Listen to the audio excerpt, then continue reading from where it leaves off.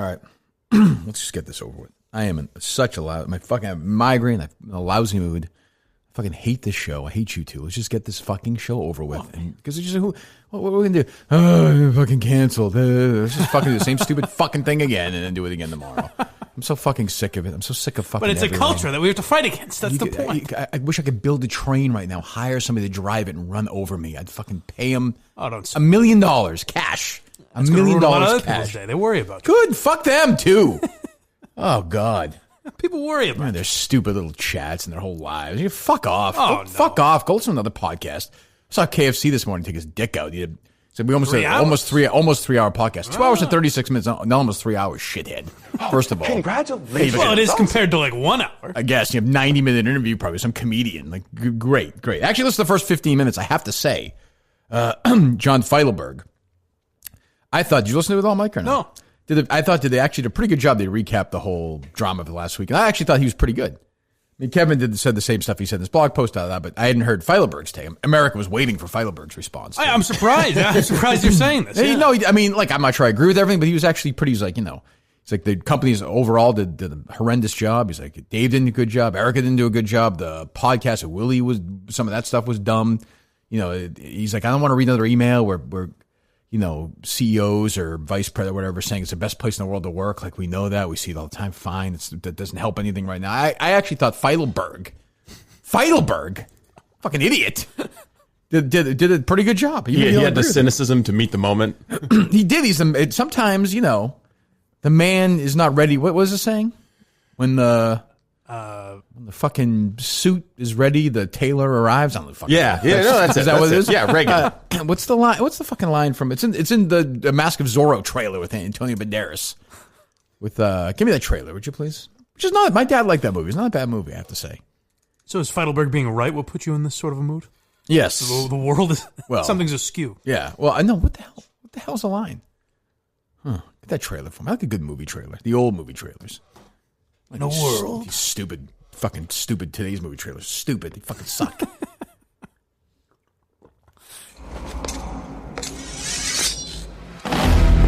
That's what I like right there. Say he's a see? Oh, that's was a servant of the people. He did what was Here we go. Ready? He'll say it. Now he's needed again. Others, a ghost. Be careful, señorita. There are dangerous men about. Some say. Hold on, 1 second, for please. Justice. Did you ever see the movie, Mike, or no? No. It's for what it is, it's not bad. It's not. I mean, this is what it is, but it's an enjoyable hour and 45 minutes. Doesn't seem like it's for me. A little too much action for me. Fetching Catherine Zeta-Jones, too, if I may say, if that's still appropriate to say. It feels like there was a 2-decade period where one guy did all of the voiceovers for movie that guy. There's a documentary about him. Oh, there is? Yeah, he's good. I was going to mention that it's the same voice in the Bicentennial Man trailer from Not Yes, it is. Oh, it definitely is. Yeah. It definitely is. What the hell's the line when the play it God damn it. Who would call him heroic? Others for revenge. All that playing with swords, shooting guns, racing around on horses. Such sweaty pursuits are hardly the work of a gentleman. No one has seen his face. Forgive me, Father, for I have sinned. I had impure thoughts about a man. Lustful? Yes. See, in that right there, Zorro's the priest. She thinks she's talking to Zorro. Knows his mark. No bad. The only sin would be to I think this is the right what trailer. your heart truly feels. No bad at all. I'm in. I'm fucking in. Just play this in Saco both nights. You want to go. Especially when he slices open Catherine Zeta's dress. Yeah, she's surprised, too. Not appropriate. We just comment So on the wardrobe malfunction. Not appropriate. What does Anthony Hopkins say when Anthony Hopkins... Zorro. When the... Well, that got me there? God, I'm so blind. I wrote Anthony Julins. The fuck? Must be tough. When the pupil is ready, the master will appear. Something like that. Yeah, but yours is not. But my things I can kind of. Mine is much more cruel. Sure. Because you have nothing. No, I can see. You know what I mean? But all right, fine. You can see. Congratulations. You can see. I can see worse than you, pal. That's what I'm saying. You don't have a sight off? That's what I'm saying. I have like a visual blue balls going on my glasses on. Right. It's a You're tease saying all you the time. could see perfectly at one time, or close to perfectly. I think very well in my prime. I'm not going to take my, I'm not bragging here. That's got to be a torture. Hey, that's what I'm saying. You never had that. Right. I can understand that. I didn't know. Sean Connery turned down the Hopkins role? That's interesting. Call my brother Adam. He may know the quote. Big moment for him. Busy fucking stocking shelves. If he comes through. He's mad at you about something, Mike. Mad at me? Yes. What could this be? From a few weeks ago. I don't know. I forget. And he mentioned it to me, and I was like, I don't even know. And then he mentioned it to me again. I was really? like, what do you want me to say? They don't like me, those Minahan. I was like, I don't listen to anything the guy says. You could have said anything about him. I have no idea. It could have been awful. I said something about him? Maybe we'll get to the bottom of it. Maybe we won't. Soup has to be put in the fucking... Long time. Hey, in the Mask of Zorro, shut that dumb Antonio Banderas, Catherine Zeta-Jones. Yeah, and we know the cast. Ooh, very good. We'll get to Mike in a second. In the trailer, what's the line that Hopkins says? Like when the master is ready, what you know what I'm talking about? Oh God. You know what I'm talking about, right? Yeah, when the master is done, the pupil will arise. Or definitely not. but you're right. You're in that right. Would know his dad, but of course, but it's in the trailer. But maybe it's a different trailer, Steve. Like the first one. I've got a scene. It's Mask of Zorro. It's like 3 minutes long. The clip is called Master and Pupil. Oh, maybe. It's worth it. What's the? Anybody? There you go. What's your issue with Mike? I forget. Oh, Mike said some passive thing about I feel like Adam Minahan here while reading text or something. This is that's what it was. That's right. I know what you're talking about. And then I called him out a couple times. And, just fucking. Oh, I didn't realize it was actually him on Twitter. Yeah, you were referring to how you have a planned text to people to make them feel bad. Oh. I think is what I was referring to. That's what I said to you. I was like, I think that's what it meant. He did that whole thing. No? No. No, I don't know. Okay, well, I don't know. I'm telling you. Why did I lie about this? I think he likes you. I don't think there's any issues, is there? I don't know. It wasn't a planned. But that's the thing. Yeah, I mean, whenever Kirk said it wasn't a planned text, it was never a text. He always wanted to deliver it in person. But yeah, I mean, maybe it's too. Yeah, maybe it's both. And for the final time, you were at that lunch that day. Me, you, and Steve. Steve did bury Mike that day at lunch. Yes or no? I think that all three of us buried. Oh, we're already thinking the specifics about it. Fine. Goodbye. See you I always had a feeling that Talk was. to you later. I had a feeling that was the case. What are you talking about? It's ridiculous. Well, so I got to figure out what this line is. I'm not going anywhere. Well, let's watch. No, but let's just watch the movie. Yeah. The pointy end goes into the other man. Zorro quotes. This is going to take a lot of work. Connery would have been better. This is called a training circle. I like Hopkins. Master's wheel. This circle will be your world, your whole life. Till I tell you otherwise. I got it. I'm good. I got it. What is it? You know this is a saying. You know there's a saying. A very old saying. When the pupil is ready, the master will appear. That's it. Underwhelming, but all right. But I didn't say it was the greatest line of all time. So the pupil in this instance is all of Barstool Sports, and Feitelberg is the master? Wow. No, the master is sort of no. Feitelberg is Zorro. Right. He's the man for the moment. He appears. The master is. You even understand that? What is the master then? Society as a whole. Oh, people are looking for answers, and it doesn't. No, it's not neat. I understand that. I mean, Feitelberg has the Dave. answers. Is it Dave? If Feitelberg has the answers, he's the master. He's the master. Oh, you're right. Yeah. Yes, you're right. I'm sorry. You're right. No, the pupil would be Bugs. Look, as Kevin Clancy said 56 times in the first 8 minutes of his podcast. I'm sorry. I'm sorry. No, he was all right. Yeah. So the pupil is Barstool. Yes. Yeah. Right. And the master we're is here Feitelberg. We're here to learn at John Feitelberg's knee. Guy who literally, what does he say? His room doesn't have light? I don't think he has blankets or sheets on his bed or something. He doesn't have electricity. Doesn't he? In his apartment or something? Like he sleeps that's on what an I mean. inflatable. He's Spartan. He's like... he's a monk. Yeah, that's what I mean. He's a really dumb monk. So I didn't know about that day because I kept saying, this happened in 2016. They had a big audience. Why wasn't it talked about? Blah, blah, blah. I guess it was it got big enough that they talked about it on Barstool Sports. Like, should Dave talked about it? Should I have done it? Blah, blah, blah. The Kaepernick thing or the N-word? The N-word thing. Okay. Like, it was discussed, and I think something with Trump happened that day. God, was I singing that word this morning when I was listening to that rap driving in here. Fuck it. Flag high. I disavow. I mean, I was just windows down, I mean, look, the guy wrote it. That's what I told the guy in the car next to me. The guy wrote it, not me. Talk to him. Right. The guy wrote it. It's true. I don't want to defile his artistic vision. I mean, do I say born to blank? No, it's born to run. Like, what are we doing here? This is a word. Right. No, it's interesting. Okay, I didn't realize that. So but that's even more unusual that there's kind of this acting like, what is this? I never heard of this. But that being said, I could easily. Kevin was saying this in this thing this morning, and it's true. Even in my experience, I could see everybody totally forgetting about it, though. Oh yeah, I mean that's and they do stupid shit all the time. That kind of shows you how not fake this outrage is, but how times have changed, I guess. Whereas 4 years ago, it was something they talked about for a day. Now it's like I can't believe this happened. Right, but the argument is like I don't think Willie Colon did. They talked about it the next day. No, maybe not. But you know PSD did, or whoever. There's also not one history since Trump was elected. Fair. It's like every generation is rediscovering the old outrage. And let me say to my friends at Resist Programming, is that what they're called? Yes. I was not actually saying that this morning. I don't want you guys to get trapped again in a stupid. Don't worry, it's already been clipped. What a swing and a miss. And by the way, if you're clipping it this time now, you're clipping a guy who is articulate. Beautiful voice, no lisp. This guy is ready for war. Oh, they've already done that. They went back and got your stuff from yesterday's episode. You're a big supporter of Trump.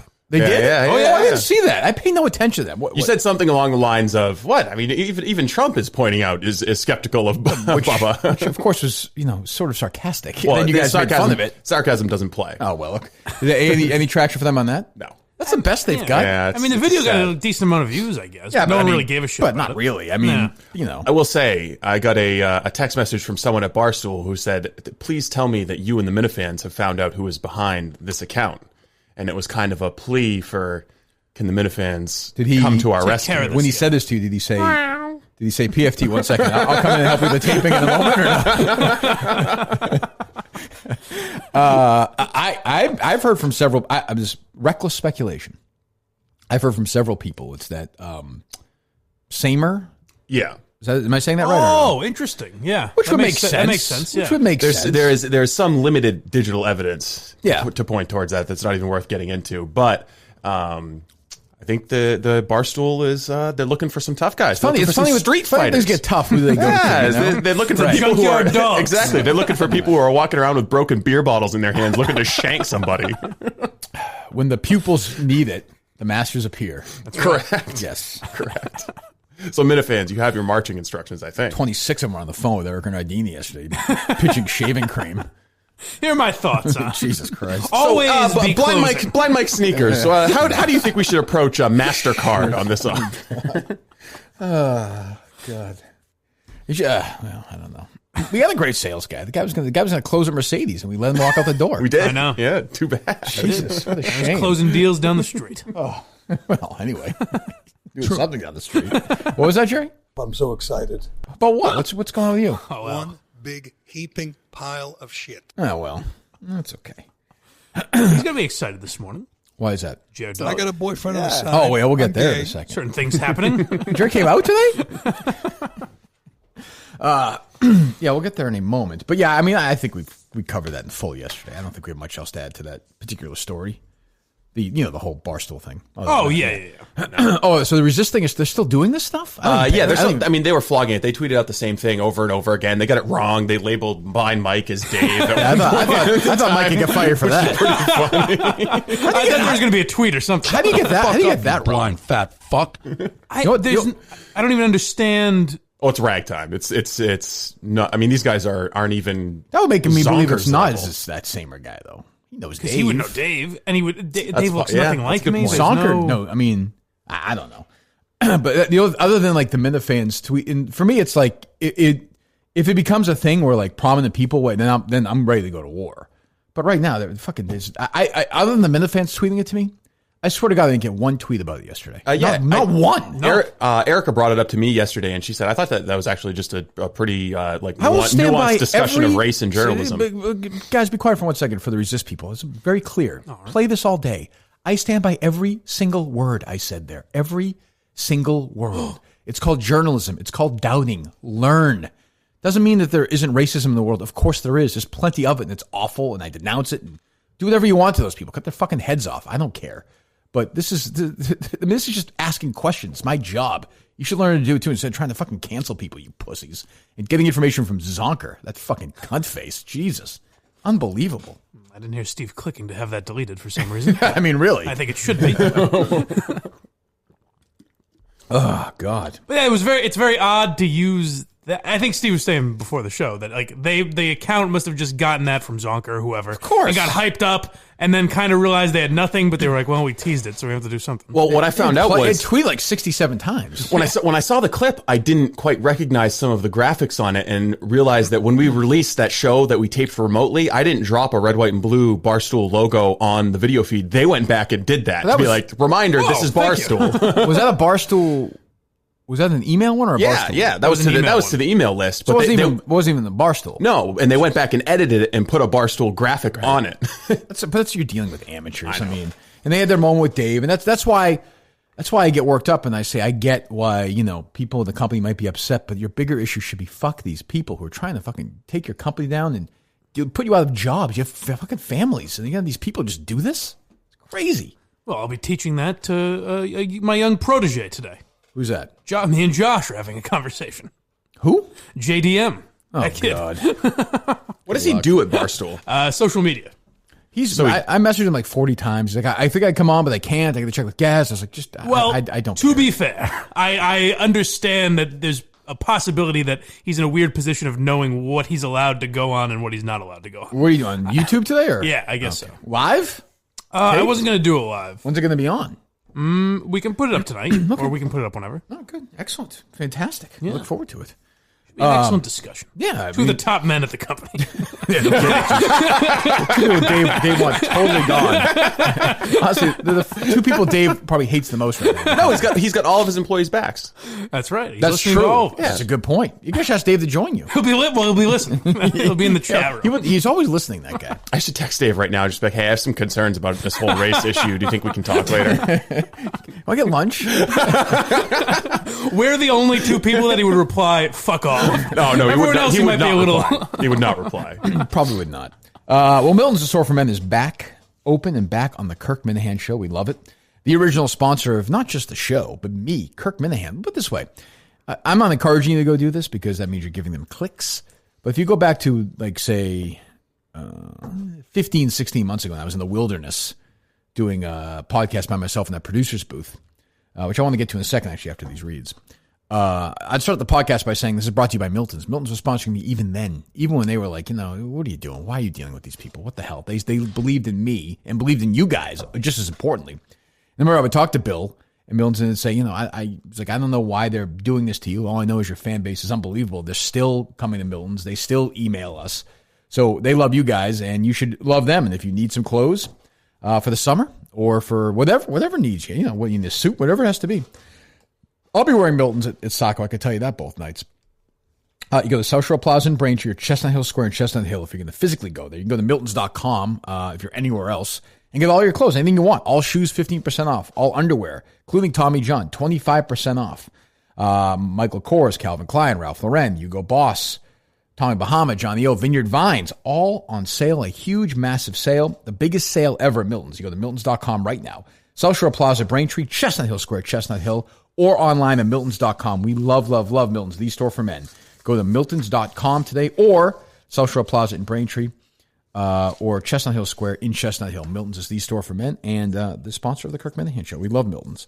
No follow-up call from Moroso this year. I didn't even mention that. I know, that's very disappointing. That was funny. That guy did an Eminem tweet. Did you see that? He did like that. I didn't even realize transcript or something. No, it was like yes, the Stand. He did no idea. Version. Yeah. I had no idea. No, you retweeted that, and it took me a solid 10 minutes reading it to be like, what the fuck is this? I just looked at the first couple lines and was like, he did the whole Moroso phone call. I didn't even read it. If I read it, I still wouldn't understand. It was funny, but yeah, unfortunately, nothing from Moroso this year. That's very disappointing. Yeah, he's kind of out of the world, I guess. I think he's out of radio completely. Is he? That's probably the best thing. He's one of the last filling potholes. One of the last people I saw in public before the quarantine was Mark. I ran into him in a restaurant. That was a funny episode. That That was Dave, right? Yep. That was Cullinane. That was a funny one of my favorites. That was definitely the first time I felt very comfortable was making fun of Moroso. Felt that way since? Yeah, it's probably the last time. Really. It was the first and last time. Making fun of Gina, maybe. That's true. You had your moments. Yeah. That was funny, though. And then I think that was the same episode. I could be wrong. I'm terrible at this. It's the same episode where you broke the news that Kennedy called me a doucher.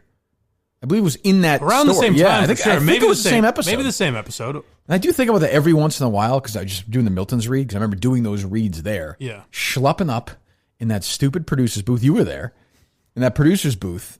And like that woman was saying that I never dealt with those people. That stuff makes me so mental. You're a real asshole. I don't think I ever saw her. Maybe that's the problem. I don't mean to relitigate this, but that show ended at what? Probably 10, right? Like my old show did? Yeah. I was never there before. Like I never saw the person there. Well, they had a lot of work to do afterwards. They were chopping up sound. they were fucking out of there. Unbelievable. Oh, those War of Roses aren't going to write themselves. Come on. We should see what's going on with that stuff. Is she? They're still standing that show? As a matter of fact, I heard them on the way in this morning. How'd they sound? I don't know what it was. It was on for maybe 30 seconds in my girlfriend's car, and she was apologizing for something. Like it was like your girlfriend should be apologizing for having that on the fucking car. No, Kennedy was like, I think we're all in a time right now where she was pontificating about something. God. Yeah. That hideous human being. I don't disagree. We can check in on a little War of Roses. We have one? We have a new one? No, we don't have a new one. I'm saying I'll go back and grab them. Good. Well, thank you, Steve. Yeah, well, it's going to be a tough week for that company. That's all I'm going to say. Just keep hearing that. We'll have some news by the end of the week, I think. I think we're going to have one. I've already thought what we're going to do when the ratings come out. If you guys are comfortable doing I don't know. Does this make me an asshole or not? I'll let you guys decide. All right. So the ratings will come out Wednesday. It's going to be a bloodbath. People are going to lose their jobs in the intercom. The producer, Ken Laird, who's a snake. And if you guys don't tweet snake at Ken Laird today, you're not allowed to listen to the show anymore. Okay. Thank you, Steve. Steve's on the cat sound and the snake sound. It's so wonderful to be here with one of Mr. Rogers' friends. Oh, and traffic was a real bear this morning. Doggone it, Steve. Really. Arf, arf. Gotta stop. Please let us stop. What was I saying? Oh, Ken Laird. So he's going to lose his job, I'm sure. He makes a lot of money. He shouldn't have a job. The ratings stink. Is it inappropriate if I take the action, if he's not going to be able to make a living, that we contact maybe on Wednesday or Thursday the state adoption agency and put his child up for adoption? I would think that would be the right thing to do, right? I think that's probably humane. Okay, thank you. We'll do that. Right. Look, there are a lot of little Maya Laird is going to be now property of the state, and maybe I'll adopt her. I think that there are a lot of loving parents out there. She'll live in a doghouse if I adopt her, but still. What? Why would that be? I think that there are a lot of loving parents out there. She's got snake blood in her body. She's Ken Laird's daughter. So you think a better life would be living in your doghouse? Well, I mean, at least, right. in some, relative financial comfort, at least. She'll be able to split the kibble with Clyde. That's true. Well, she get a quarter of it. Yeah, that's reasonable. Right, Clyde eats first, and then. So you think, all right, we'll let her in the house sometimes. But do you think that's a reasonable thing to do? So we can contact the agency maybe Thursday? I think that it would be the most charitable thing you've done since we helped out Mancock and little baby Mancock. Right. Well, that's true. Yeah, since then, yes. Yeah, and this one's legitimate. Yeah, right. We're not taking any of the right. No proceeds go to us on this one. That's what I'm saying. Yeah, I mean, you're not going to gambling money for the fucking dad. Right. It's okay. So good. Yeah, that's going to be ugly. Oh my God, that's going to be ugly. I cannot wait. I was hearing some of the probos on EEI earlier this morning, and I was like, oh, that one's going to have to change. That one's going to have to change. Oh, really? Well, they're not worried because Greg Hill was late this morning. He slept in. That's why I haven't listened much lately.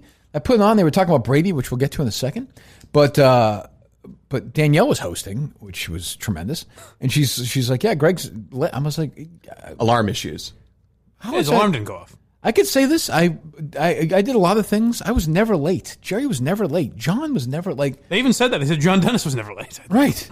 That's remarkable. They didn't say my name though, right? No. Oh, God. That is remarkable that John Dennis was never late. The guy. I'll tell you what, man. There were times where I'd see him in rough shape, especially at remotes. Next day, I'd go walk downstairs to wherever it was. It was a golf tournament or a casino, whatever. He'd have the sweater vest on, hair looking good. Hey, good morning. What's going on, partner? I'm like, this guy's a fucking animal.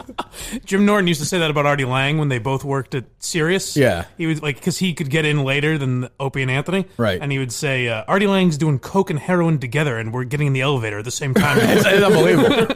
True. Unbelievable. But my thing is... Did we do a deep dive into the Red Sox schedule yet? A little bit in trend. A little bit. When are we going to do that? All right, good enough. So, like I would say, I forget what time my alarm would be set for. I always move. I would constantly be moving in the head. I don't know, maybe 4:20, 4:30 for the 6 o'clock show. 4:20, very cool. Yes, that's right. That's why I did. Yeah. But I would never. It almost would never go off. I was always up. Right. It's strange. Like, and he sounds pretty clear there. Like, I don't know what. That's bizarre. It's weird that you don't instinctively wake up at that time at this point. Yeah, I mean, he's been doing it for 30 years. Right. Strange. He's an old man. Like, he's not. It's like me. Like, I would. I'm not up. I don't think he's out late the night before. They're all speculating. They're like, well, we would have seen on Instagram if he was out to dinner. It's like, out to dinner? What time would he be out? Dinner. Jesus. Where would he be out? Yeah, right. Greg Hill was out clubbing last night. That's strange. No, anyway. Yeah, so the Brady thing. So, I don't know. So I was surprised. There's a mixed. The one thing is with Brady is even some of the hardcore Minute fans who will go with me on anything, they do get mad when I criticize Brady still. Some of them really do. And with Steve's Super Bowls. I know. He won Super Bowls. How many did he win, Steve? 6. He won 6. Go. That's right. That's right. How many did you lose, Steve? 2. 3. Oh, damn. I blacked out the undefeated season ender with the Giants. I don't want to talk about that. Don't even say David. I mean, I know you like David Tyree for some reason. A lot of the same beliefs. Yeah. It's just Steve's out. He's gone. Quit this. Yeah, that was a rough one. It was. So Brady's and Steve tweeted this out last night. Tom Brady's lifestyle brand, phrased as, collected at least $350K in PPP money. Received between $350,000 and $1 million from the Payback Protection Program, according to federal data published Monday. It was not disclosed how many jobs would be saved thanks to the money, which was dispersed through Cambridge Savings Bank. So here's my issues with it. And people immediately said, well, this is what it's about. This is about small business, da-da-da. Fucking bullshit. Tom Brady can pay $350,000. Or Giselle, they can pay $500,000 and pay for these people. This is when you are thinking of small business, I am thinking of, the diner over there where they literally, the people cannot live without these loans. Their lives will be over. The company will be shut down. That's A. B is I guarantee you Guerrero's hands are all over this. Absolutely over this. Right out of the gate, first thing, the entire program was a huge fucking scam. We just shoveled $2 trillion into the pockets of people who should not be having it. The requirements were loose, and this should be hung around the necks of every single member of Congress who voted for it and President Trump for signing it and the execution of it. There's not enough transparency. They should be required to report how many jobs were retained under this so we know that the loan matched the economic benefit, but he shouldn't have even got it in the first place. Dude, do you have Guerrero's number? I have it. I gave it to you. I think so. Call him because I want to get the answer. Brady seems different to me than these billionaires that are getting the loans because Brady is, it is a small business. TB12 is a small business. It's not exactly the same as John Henry. Did it close down though? Dick out of your mouth. Did he have to stop sending out those? It seems excessive. God, I know they beat the Rams and Jesus. No, Brady can afford, but that's not really. I don't know if TB12 should qualify because I assume most of their sales are online shit anyways. Exactly. I don't imagine a lot of people are going to those stores, but. To an automatic voice message. But there's also like the gyms, though, right? Like the facilities. So, the hundreds of thousands of gym memberships that they're it's like a fucking therapeutic place, supposedly, right? Right. Yeah, sure. That's what it's intended. I'm just playing along. Okay. Here. Yeah, but we're talking about 1 month loss in wages for his employees. So more than 1 month, right? No, he only got 1 month's worth of loan. Okay. So maybe they structured that out over 2 months or whatever. But the other thing here is people are saying, oh, well, Tom's just going to pay it back. Well, no. The huge thing in the PPP law is forgiveness. So if he can say this went to rent, this went to interest, this went to so it's a huge hit. They're calling it a loan, but it's a huge all you want handout. because he's Tom Brady. I understand guys like Mike and the rest of the Boston. I totally get it. I understand he's a great quarterback, wonderful. But this is not what this was supposed to be. This is not what this PP thing is. It just wasn't. It's not. No, but that's the fault more of government. The fact that look at all the fact that the Lakers and fucking Harvard could get these loans. Well, great. We criticize them. It's absolutely true. So that's what I'm saying. It's also like 10, 20 times the size of TB12. There's a reason the New England Patriots didn't take it. But those are also much bigger corporations. They have much bigger overhead. Right. What is the overhead of TB? I don't know the answer, and I can't believe they're not going to tell you. Like they're never going to tell you where the money went. Yeah, that's crazy. They're not going to tell you how many employees. That's our money. Like, and the Trump administration wasn't even going to disclose these loans until it's ridiculous. Like, call them out. We emailed them like in probably the beginning of May saying you need to give us this information, and they were like, "Well, we don't really know how we're going to do that yet." Yeah, it's insane. And your pal John Henry got his hand out. Oh, with the Roush Racing, yes. Yeah, I missed it yesterday searching for Fenway Sports Management or whatever. Unbelievable. Their group is. Fucking billionaires. Their racing company. Two billionaires with their hands out are going to get loan forgiveness. Which we're going to pay. You're going to fucking pay. The people listening right now who are fucking making whatever, $50,000 a year. You're paying for Tom Brady's stupid snake oil bullshit that's going to get exposed anyway. I mean, not even you. Their kids. Yeah, right. And their grandkids are going to be paying this. And John Henry. I mean, didn't John Henry in a way get it twice because the Paw Sox and Roush? Yeah, that's sort of like it's hard to. It dodoes connect with Pawtucket, but it's weird. Like it's a separate corporate entity, right? Yeah. I thought Henry was part owner of them. He was. Remember, the definition's weird, but he is. Okay. I mean, he definitely is. Yeah. Yes, the answer is yes.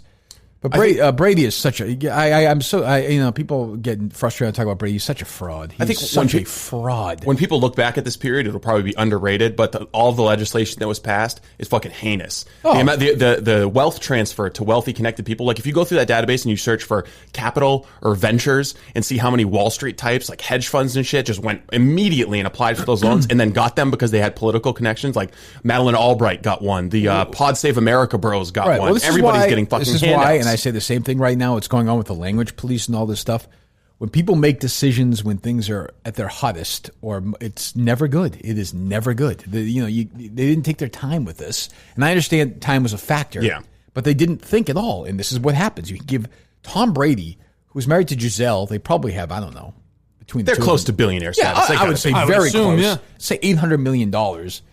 And Brady's getting $400,000 to pay employees for this. By the way, to sell this bullshit to people. I mean, it's crazy. That's why you make it more like if you say it should just be the diner down the street or some bar or whatever. Then that's who it should be for. It shouldn't be that every business is eligible. That's fucking crazy. Well, of course. I mean, they should have written the legislation differently, but the power structures in place were leaning on them, saying no, you should make this eligible to everybody. And no one will ask Brady about this ever. No. It will never happen. It's just going to float away. I assume Brady doesn't know a lot about it. Does he think he handles that? Like that's his business manager. Or whoever. I want to do. That's no defense, though. I want to order some of his products from the TB12 online store and send them to an independent researcher and find out if it's just like sawdust and vegetable oil. I mean, Scientology got it. Yeah, Kanye West, I think, got Floyd it. Right? Mayweather got some. Mayweather. It's just it's unbelievable. I do have to add this one caveat. If we were Kirk Minahan Enterprises running a subscription service, no, I would have applied. No, you wouldn't have. Yes, I would have. I would have said no. You would see Kirk Minahan Enterprises $5 to $10 million. If you want the live shows to be good, you have to understand what we're dealing with. That's not mean. It's just total phonies. And Guerrero, I guarantee you, his mitts are all over this thing. There's no doubt in my mind. Oh, he filled out the application. There's no doubt. So See, that's what I'm saying. Is there's seedier people dealing with. Brady's probably just like, whatever you do. He doesn't know how to run a fucking business. It's more the people that are handling it for him. Yeah, but he's seen enough headlines. His name's on it. He's seen enough headlines that he could go to Guerrero and say, "Hey, what's this all about?" Right. One other story that I don't think you're going to read about in the Boston Globe a lot today. I could be wrong. Although I don't know. The guy who wrote it is Michael Resendez, who is one of the Spotlight guys.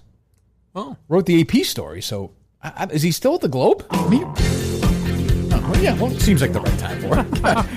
Go ahead. Turn up a little bit.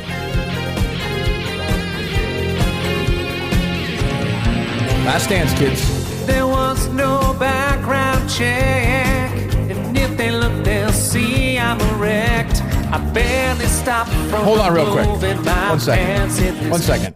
I'm going to say this a lot, but this is a genius move by Carano to tell the story from the perspective of what's his name? Stephen Murphy. Yes. Yeah. Conflicted. He's struggling, trying to be a good man.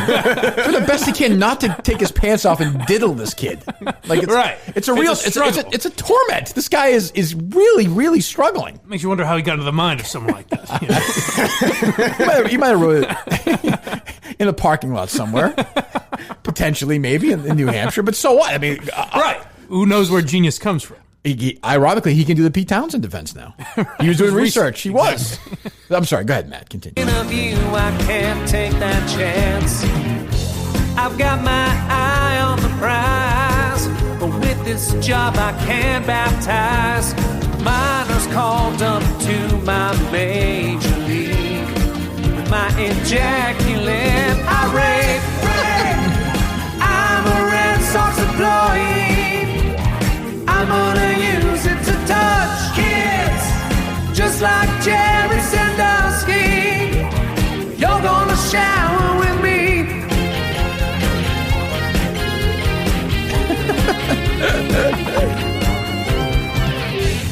Now that I earned the job, there's in a sense I've got to rob. I'm not sure that was he doesn't seem conflicted by the end. Well, that's part of the journey. Kids will all look up to me. I'm in the dugout with Mookie, looking for a fleshy bit to smack my fastball. I'm a Ray. I'm a Red Sox employee. I'm gonna use it to touch kids, just like Jerry Sandusky. You're gonna shower with me. I'm a Red Sox employee. Well, it's a good song. I'm gonna use it to touch kids. Well, hold on, Steve. You gotta give him the money shot. My name is Stephen Murphy. And my boss is Sam Kennedy. Good week for Carano. It certainly is. Remember that time you got an interview with Sam Kennedy? I do, yes. I wouldn't mind hearing that song seeing that song on Twitter yesterday, Carano's song, but I guess we got it up. We did? Yeah, it's coming up. Okay. Well, sounds good. Every time I hear that song, though, I think of that old guy at Truck Day that I was talking to. I was like, do you know Stephen Murphy? He's like, oh, he's a good guy. That's a bunch of hooey. That's a bunch of malarkey. Michael Resendez, who was played by Mark Ruffalo in the film Spotlight, I believe. So I don't know. I mean, if it's on AP, does he work for AP now? Does he work for the Globe still? Steve, do you want to look that up? I figure you would know, Mike, but I don't know either. I might know some Globe info. Michael Resendez. He is the recipient. Oh, okay. I don't know. No, he's AP now. He doesn't look like Mark Ruffalo. Well, they glamour it up for. He's not a bad looking guy. I don't mean to be critical. Born in Bangor, Maine, Steve. Oh, boy. Bangor, Maine? Bangor. That's what I said. Said right the first time. Yeah. So last month, first of all, his lead is about Torrey Hunter. So the Red Sox were quick to back him up with a promise to fight racism. Torrey Hunter's experience is real, the team said in the June 10 Twitter post, adding that there were at least 7 incidents as recently as last year when fans used racial slurs. The team promised to do a better job dealing with racism. But those words rang hollow for more than a dozen black men who have spent the last several years trying to get Red Sox to listen to their claims they were sexually abused by a former Red Sox clubhouse manager who died in 2005. So obviously that's not Stephen Murphy. That's Don Fitzpatrick. That's an old sort of story. Right. Former clubhouse manager Don Fitzpatrick. It's amazing. Stephen Murphy, Fitzpatrick. It's just these little guys.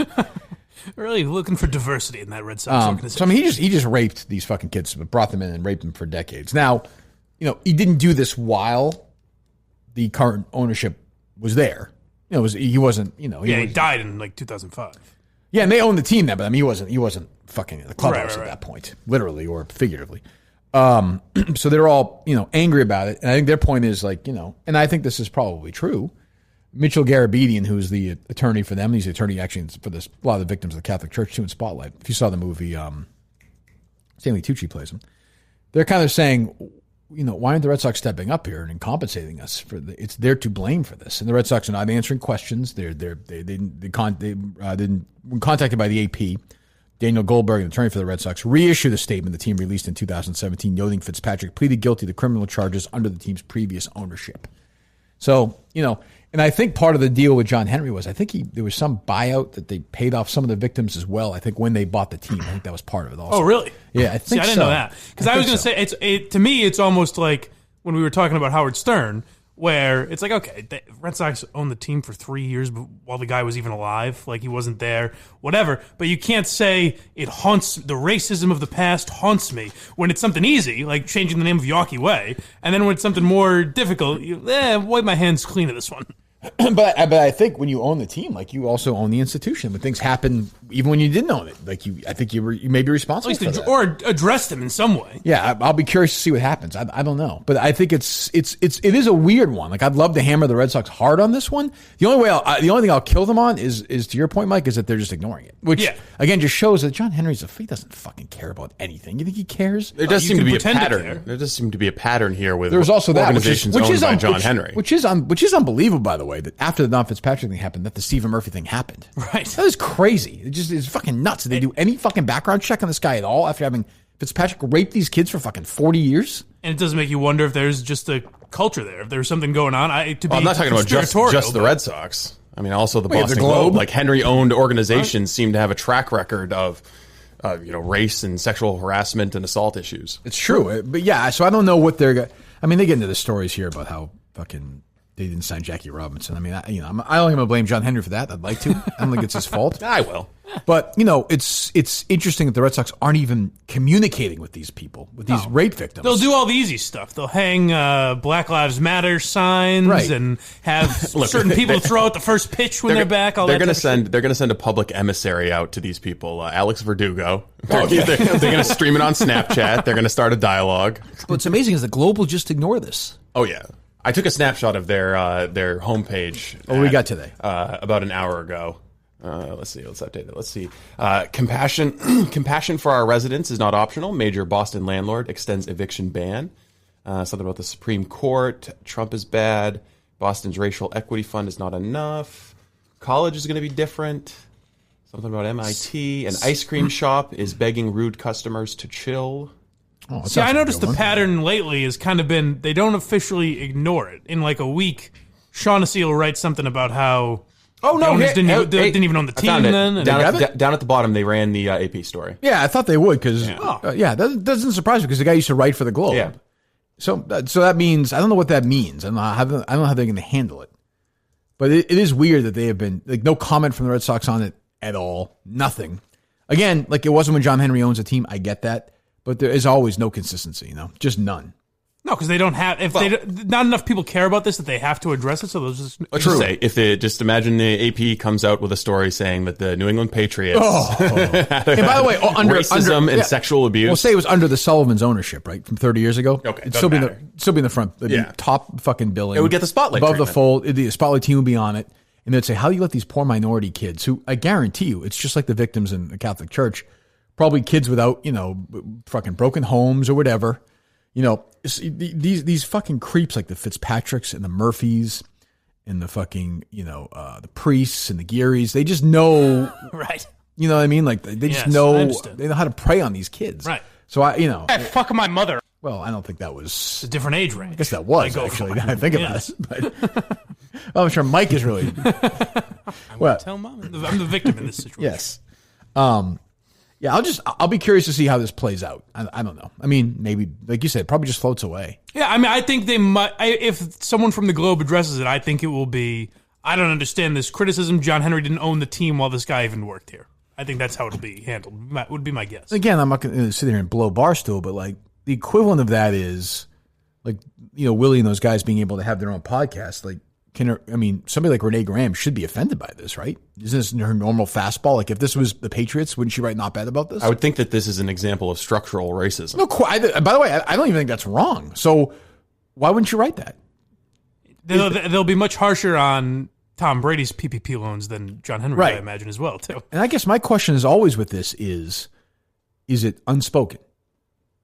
You know what I mean? Is it like... Yeah, I think it is. Yeah. Yeah, because if I think if there were mandates that you couldn't talk about the Red Sox, or you couldn't somebody talk about left this, that say someone would have said something or posted something or yeah, that's it. true. We would have got it. Thank God that at Barstool there aren't mandates that certain people can't talk about certain things. That's right. Those are gone just now. Public. Those are gone now. You just yell it at me on radio. To be fair, they're not really, enforced. Right, that's true. You blind fat fuck. Well, it's been pretty lenient. That's necessary, Dave. All right, we know brushing our teeth is important. It matters what kind of toothbrush you have, and it really matters what kind of toothpaste you're using. That's where Dr. Sheffield comes in. He invented toothpaste in the 1870s, and he's still going strong today, by the way, Dr. Sheffield. 146 years old. The man is still getting it done. Impressive. Yes, I think so. It's the first one to put it in a tube. They use his notebooks and recipes still, the company does, from the 1870s, which means it's SLS-free. Contains no harmful bleaching products, agents, detergents, foaming agents, artificial colors, flavors, and it's certified by the Natural Products Association. Listen, it's the one I use. It's the one you guys use, I know. So keep letting us know. Keep tweeting us pictures. They love it. You go to Dr. Sheffield's Certified Natural Toothpaste at drsheffieldsnaturals.com. You do that today. You save 10% or go to any CVS or Walgreens to get $1 off. Dr. Sheffield's Certified Natural Toothpaste. Head on over to drsheffieldsnaturals.com. drsheffieldsnaturals.com. Do that today, please. What else is going on, Steve? Well, DeSean Jackson is having a time. You going to stand up for him? Go ahead. Listen, Farrakhan had some good ideas. I don't think that there's any good way to post Hitler quotes. How often do I say this? I say this all the time. Every 3 or 4 months, somebody does a Hitler thing. That's true. I don't get it. You could set your watch by it. I'm telling you, it doesn't work. I never noticed that before you pointed it out. Yeah, I'm going to say I disavow Hitler. There's no upside to it. I disavow. Yeah, I don't get it. First of all, those quotes are confusing. Clearly, the guy's a moron. But what's going to will the NFL not punish him? Will they punish him? I don't know. Well, so now they're pointing back to who's that other player who was trending this morning, Mike? Riley Cooper. That's the defense. Is like, well, what Riley Cooper said was worse. That was like 5 years ago, right? Yeah. No. Yeah. That's ancient history. Well, I guess it was. I mean, I suppose. Are we ranking these things? I guess so. What happened to him? Did he get suspended or no? I think he did, if I remember right. That's just, I don't. Whatever. I mean, I think. But people are saying we need a response from the NFL, which I don't really. I don't agree with that.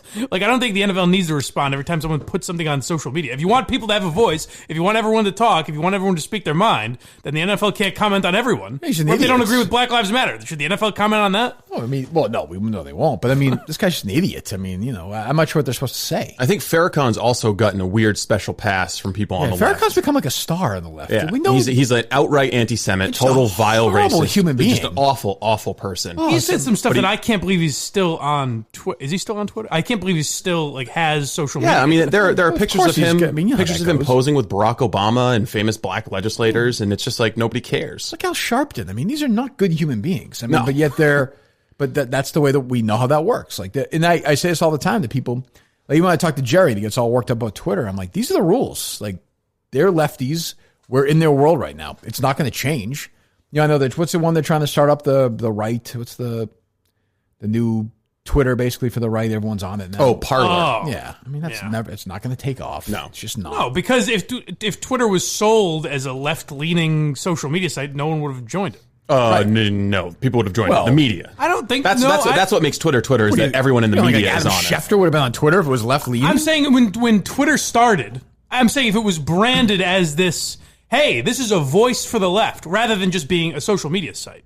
Facebook and Twitter are obviously left-leaning, but they don't brand themselves that way. This place is branding themselves that way. Right. Well, I mean, Twitter is essentially branding themselves that way now. And I don't think Facebook is that left-wing in terms of the user base, the conversations. Now, So if you look, there's some guy who tweets out the top trending stories on Facebook every day. Yeah. And it's always Ben Shapiro, Franklin Graham, Fox News, Daily Caller, that kind of thing. So I think it's because they got so much shit for not censoring them for a while that they stopped censoring. I think it's just all the baby boomers on Facebook. Like, I don't know if you guys got around older, right? Like during our vacation, I don't know if you guys got around talking to people much, but everybody's like, "Oh, did you see this post on Facebook? Did you see that post on Facebook?" Who the hell were you having these conversations with? like family and friends. I've never had that conversation with anybody in my life. We swim in different circles, Minahan. Hey, you see that story on Facebook? What do you want, like a terrible 90-year-olds terrible sitcom or something? Like what? I guess so. No, the older people in my family do use Facebook. Yeah, but do you have lots of conversations like that? I don't. No. So I was like, neither did Steve, by the way. I was making pasta at my in-laws' place. What kind of pasta was it? I made my own pasta dough and cut out my own spaghetti. It was homemade pasta. Steve used to make his own dough when he worked at Jimmy John's. But so everyone at the block party. Did you see that party, story, by the way?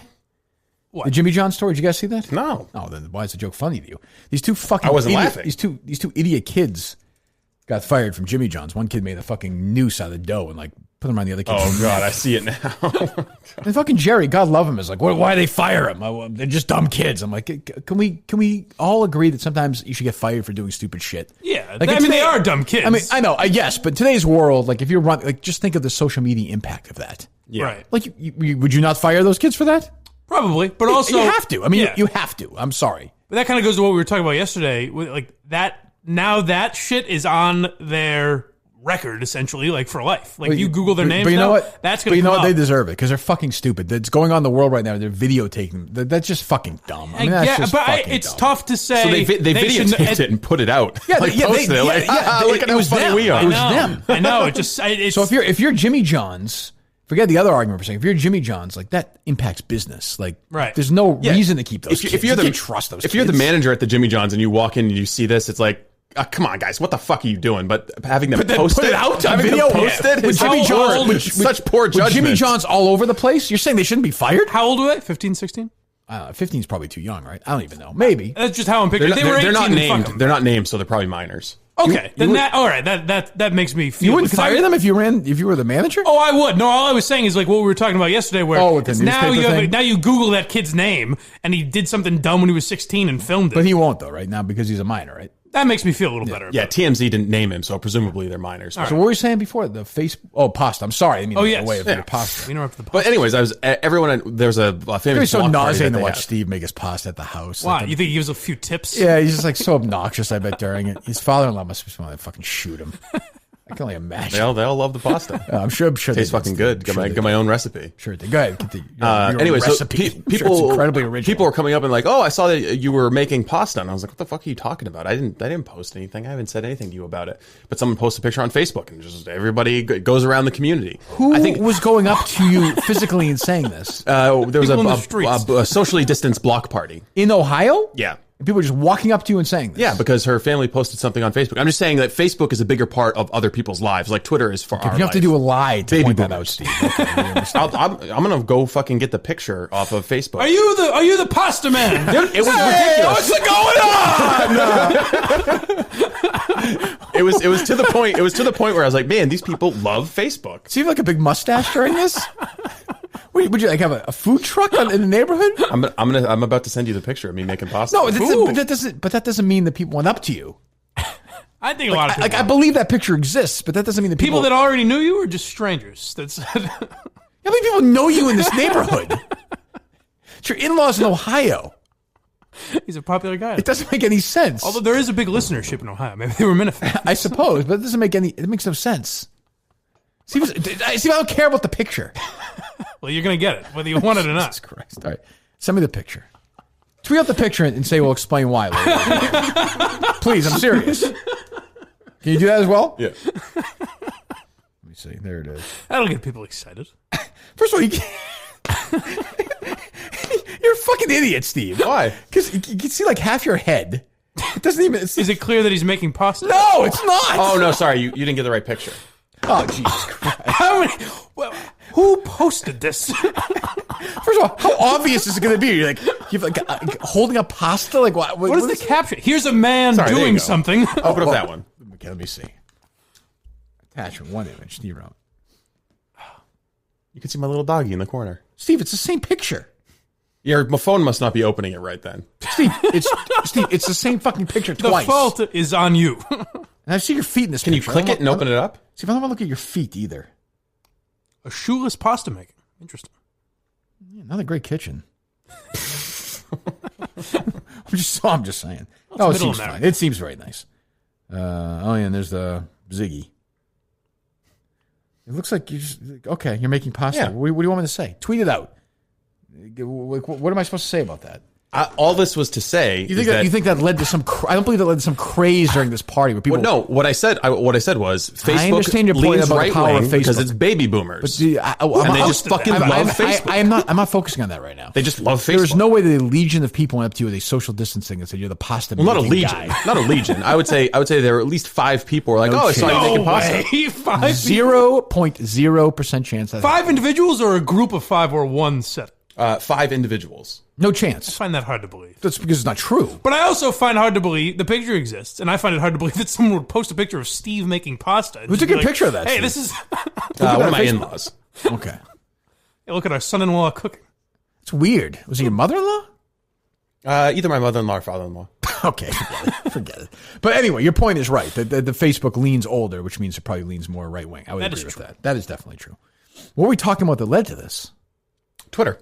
Oh, the social media, Jimmy Jones, the alt-right Twitter, or whatever we said. Yeah, but what were we talking about before? Like, what was the core? What was the kicking that story off? Why the fuck were we talking about Twitter in the first place? I don't know. DeSean Jackson. Oh, I don't care. Farrakhan in the past. Idiots. What are you going to do? Unbelievable, though. It's fucking unbelievable. That looks a little thick, Steve. My pasta? Yeah. How'd it come out? Yeah, it probably wasn't down on the lowest setting of thinness. What kind of sauce you put on there? I made a puttanesca sauce. Of course you did. A tribute. Why? To your leader, Putin. No, it's the sauce that the hookers used to make in Italian brothels. Oh, so it's not Vladimir Putin. Steve with the stories during dinner. Oh, Jesus God. Guy's just like the father. I was like, can I just eat this stupid spaghetti? I got the recipe from him. It was fantastic. Oh, really? Yes. Oh. Fantastic pasta sauce. Wasn't a bit of it left. You don't call him Dad, do you? No. Okay, that's good. Pop. What was it, like a ziti or what kind of? No, it was like a fettuccine noodle. Yeah, okay, yeah. Oh, okay. Yeah. All right. Very nice. That's good. Whoa. Anything else with it? Yeah. I mean, we're on some garlic bread. Well, that's nice. You can't go wrong with that. Can't go wrong. I had some garlic bread last night. You can never go wrong with garlic bread. That's a fucking fact. And you know how you always say, I almost tweeted this out. You know how you always say, oh, when Steve says he cooked something, he says it was awesome. I made some stuffed shells, totally abortions, like the worst, just awful. I fucked them up. How hard is that? 1,000 different ways. Really? Yeah. I'm sorry to hear that. Yeah. You almost tweeted that out? Yeah, I almost tweeted that. See that tweet the other day where he then tweeted 6 hours later, how come no one's laughing at my joke? No, that was just yesterday. That was just yesterday. That was a good tweet. I see most of his tweets, but I don't think I saw it. Was it about Giswell Maxwell or whatever? Oh, I saw that one. No, it was the Epstein one where somebody said that they did a radio interview with BBC and they said you can't talk about Epstein because it's legally too hot. And I said, oddly, this is the opposite of what got Prince Andrew in trouble. That's a fake laugh by Mike, right? No, it's not. That is funny. It's not bad. Is it that funny, though? It's not that funny. Is it funny that 6 hours later you tweet out, why aren't people laughing at the tweet? I can see the blood vessel in your brain. You're straining not to laugh at that. You wish you made that joke. I had blood vessel when I read your second tweet. That would be more one where like I thought it was funny and then tweeted it and it didn't get any response and I considered deleting it. I'm like, oh damn. That's called doubling down. I respect it. All right, what else? Not a lot of prank calls, not a lot of songs. These people, man, I take vacation, they take vacation, huh? Yeah, I think they're waiting for you to come back. Time to get to work. You have anything today or no? No. Well, let's open. Let's unleash the hounds for a few minutes. People? We haven't done that in a while, right? No, we certainly not. Didn't yesterday. Let me go drain the weasel, and then we'll set it up. All right. Now the baseball schedule. Here's the Mets schedule. Oh, wait a minute. You ready? What's this? 24-26 Atlanta. Then the Red Sox, then at the Red Sox, then home Red Sox, then at the Braves, then at the Nationals. Then hold on, Mike, hold on. Then Mullins home. Hold on, Steve. The problem when he does this so fast is there's literally no other way of me to ever hear the schedule. It's my only chance to find out who the Mets are playing. Shit, Mike, hold on. The nice thing is you have a smartphone. Back in the day, it was just you have to find a pen and paper. Well, I have I'm going to get I usually go to the bank and they give me the schedules. And I just put them on the fridge. So I should be fine. Yeah, I should be fine. I think that's what Funhouse tweeted. Like, this is good because there's no other opportunity for somebody to find this. I'm sorry, Mike. I'm only going to say this once. The Braves on the 25th. Continue, Mike. I'm sorry.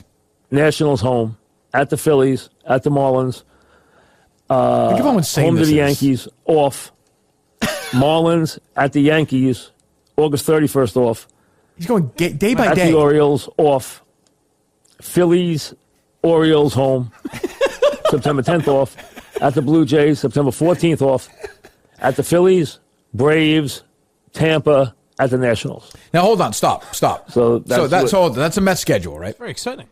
Now, you just gave that whole thing. Mike, tell me anything. I the Mets are off on my birthday. Okay, there you go. I picked that up. Mets off.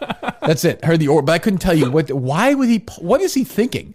He doesn't continue to give us a Yankee schedule, does he? Steve, Met off days are the following: August 6, August 24, August 31, September 3, September 10, September 14. The season ends the 27th of September. Hold on, they're off August 31st. Begins on the 24th at home against Atlanta. And after they play Atlanta 3 games, they will be in Boston, and then home to the Red Sox. So they will go Atlanta, Boston, Atlanta. What's this, Yankees? All right, here's the Yankees. Okay. Good. At Washington, at Philly, home Red Sox, at Orioles, at Rays, home Braves, Red Sox, Rays. This is insanity. At the Mets, at the Braves. What's great about this to me is that if I came in one day and was like, hey, did you see the Red Sox schedule, and started reading it off, and you guys made fun of me, and then it became a thing, if I ever did it again, it would be forced. It would be like, oh, Mike's got this wacky bit. Whereas Francesa has no idea that people are mocking this. Like, just seems to have no... unless he's fooling us all, but I don't think he's that good an actor. Here's the thing. Like, even if you're a diehard, crazy baseball fan, which I get, I suppose, that does nothing for you. No. Like, you have no fuck. What do you think? So, I mean, what's crazy, though, is there is one person who's, like, scribbling it down as fast as they can while Francesa's doing it. Yeah. He's like, Eddie and Yonkers. He's like, who do they play? Do they play August 18th? I'd like to hear someone call in and be like, hey, Mike, can you go back to this week? I missed it when I was writing it down. Yeah, no problem. They got the Braves. That's just crazy. I'm sorry, Mike. Please continue. Rays, at the O's, at the Jays, home Orioles, home Jays, at the Red Sox, at the Jays. They close with 3 against the Marlins at home. The best off days for the Yankees. At this point, we have no idea what dates he could be talking about. 2024 for all I know. What are you talking about? He's supposed to give you the off days. Off days. No, he's giving you each series by series, and then the off days. So you have to do math in your head to be like, all right, now we're quick. When do the Yankees play the Jays? Good. When are the days? I think the end of September. Oh, good. So there you go. Is there baseball at the end of September? I don't even know. I think so. That's the other thing. This is not going to be a season anyway. Like Mike Trout says he's not going to play yesterday. The entire MLB is going to be wiped out by coronavirus. It's fucking unbelievable. Do you think they're going to have ventilators set up at Fenway? Do you think his motivation is like this kills 6 minutes? Yeah, of course. It's his loan. Yes. Anyone who is in radio at that age, that is their motivation. killing minutes. Shot at your old boss, Steve? No, not Howie being the exception. Oh, naturally, of course. And Jerry? Well, he's not in radio. Oh, that's true. That's a good point. And he's not an exception. He's just killing libs. One by one. Damn right. Own the libs. Why do you keep putting a hashtag killer Cuomo? He did that a couple of times yesterday. Oh, yeah, keep kissing Killer Cuomo's ass. I did enjoy over the break where you were responding to my boy, JDM, and you said, first of all, this man is a veteran, and he's not 50, he's 72. That was funny. Because I knew he was going to be like, I don't care he's a veteron. Like, that's great. That's great. But thanks for service. I'm friends with Chaps. That was just like... when I wrote that, I think he did 6 tours. I thought that was probably a good sign that he wasn't actually a veteran, though he was. Well, I respect his service, but I have to tell you, when I first started listening to Kirk and Callahan and heard the few things about tours, I was like, did Jerry really serve in Vietnam? I was like, this sounds old. The age just doesn't seem like it would line up. Absolutely did. Had to do a little young in Vietnam. The DC Sleuth had to do a little investigating to get to the bottom of that one. What was the other one? He had the other. I get it, but he's obsessed with like Black Lives Matter being this crazy militant organization. Well, he's standing at the front lines of the culture war. But I mean, he is like every single time somebody tweets it out. And you know what they're doing? Marxist communist revolution. And does he hate Kaepernick? Oh God, does he hate Kaepernick? But see, that's Jerry. That's how I've always known Jerry. Totally. What I like is when I see Cullinane dipping his toe into that's embarrassing. That's ridiculous. I'm like, you don't give a shit about this. It's not possible, Dave. Be careful. What was the other? Oh, shit. There's something else regarding that. Fuck, I forget. I don't know. Anyway, load them up. Let's go. All right, they're loaded up. All right, well, give me a minute. Pee break? Yes. You guys talk about Simply Safe for a minute. I'll be back. We're much more protected by Simply Safe. Is my point. Simply Safe is the greatest. We know that. Yes. SimplySafe.com/Kirk. Free shipping and a 60-day money-back guarantee. SimplySafe.com/Kirk. A 60-day money-back guarantee. You're not going to need it. Oh, shit, it's my glasses. And free shipping. Make sure you know the Kirk Minahan Show sent you. Very easy. Like Mike said, he did it. Steve did it. I did it. You guys can do it as well and make your home safer at SimplySafe.com/KIRK. Where did Steve go? Oh, Steve has left. And you take off? So anyways, I'm on the bed. I'm being anally raped. We sit in silence till he comes back. Is that right? That's fine with me. I'm trying to remember what the other thing is I forgot. I was going to mention before the, God damn it. We were talking with Jerry over the weekend. Shit. Who knows? I don't know. Yeah, you got me. Jerry's boy Tucker's causing a stir this morning. Is he? What did he do? People were mad at him. What did he do last night? He basically called he called what's the senator's name? Duckworth? I'm sure. Tammy Duckworth? Yes. Yeah. He called her out for talking about Black Lives Matter. Yeah, she seems like she's been very outspoken about it as well. Yes. I read the other day, I wonder what Steve will say about this. I read some story, I forget where it was, where they were positioning that Tucker is going to be almost a leading candidate for the GOP nomination in 2024 if he wants it. I could see that. I can't imagine him doing it, honestly. Which could totally, who knows? Would he do it? I mean, would a millionaire decide to run for president? Maybe. Yeah, but I mean, he just seems like a guy like he already lives in Maine. Like he doesn't want to live in New York. He doesn't like the hustle and bustle, you know?